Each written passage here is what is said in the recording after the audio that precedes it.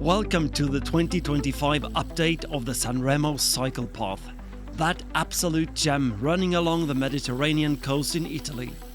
Honestly, this has got to be one of the best rides in the whole country. Epic sea views, gorgeous seaside towns, and loads of chill spots to stop for a swim or an ice cold drink. So why don't you join me for a spin? The path kicks off in Diano Marina and hugs the coastline the whole way. Views absolutely banging. And this year, it's been some great upgrades. Stick around and I'll show you what's new. The whole route runs along the old railway line. The trains have been moved further inland now. And when you hit the tunnels, you'll see just how tiny those old carriages must have been. Proper baby train tunnels. And it gets even better when you roll through the ones with disco lights and cheesy tunes. Alright, let's talk biggest upgrades of 2025. 100% safety. Finally, you can bring the kids and cycle the whole route together like never before. And why is that? The Onelia city stretch is finally open. So, no more dodging traffic through town, thank God. I'm still chucking in a few clips from last year though, just so you can see the city centre and the waterfront. It's too pretty not to. That's the town we usually hit for a bit of shopping and, let's be honest, the best gelato in the area. Once you've left the city behind, you'll hit the next major improvement. The section between Onelia and Porto Maurizio is finally connected. They have opened the tunnel running straight through Porto Maurizio. We've got a summer place nearby, so I've got to sneak in a quick shot of the sea view. Those pine trees against the horizon. Magic. After Porto Maurizio, it's full speed past Baia Salata. This part of Liguria is called the Flower Coast, and you'll see why straight away.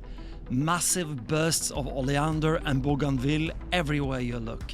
It's like cycling through a Mediterranean florist.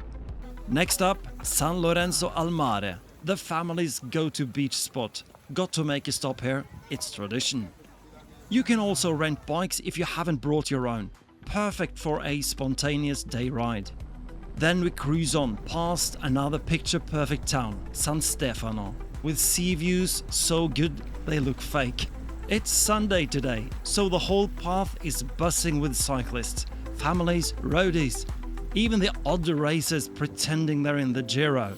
On hot summer days, those tunnels are absolute lifesavers. Cool air, shade, and a quick break from the sun. And if you do get too warm, there are plenty of little beach bars and gelaterias to pull into. Keep your eyes peeled and you'll even spot a few secret coves where you can sneak in for a dip. From Arma di Taggia to San Remo, the vibe shifts again. More beaches, more bars, more people, and before you know it, you're rolling right into the city centre. The path cuts straight through San Remo, and I can't resist a quick detour around that gloriously tacky fountain and the Sunday flea market on the main square. The beach here is massive, golden sand, endless bars, loads of spots for food, drinks, and yep, more bike rentals if you need. We're now riding alongside the old coastal road Via Aurelia, named after some Roman emperor bloke, Marcus Aurelius, whatever. Traffic's mad out here, so it's a bliss to cruise parallel without dodging cars. More beaches, more bars, more stunning villas. Honestly, it's just one gorgeous stretch after another. And the tunnels, still the best bit. Cool air blasting you in the face, that echoing hum of the tires. Perfect on a roasting summer day. Oi, check that out! One of those 4-seater family bikes. Perfect if you've got kids too small to pedal. Then we've hit the last long tunnel before Ospedaletti. Smooth new tarmac. It's just begging for you to open it and feel the speed. Once you pop out the other end, you're nearly there.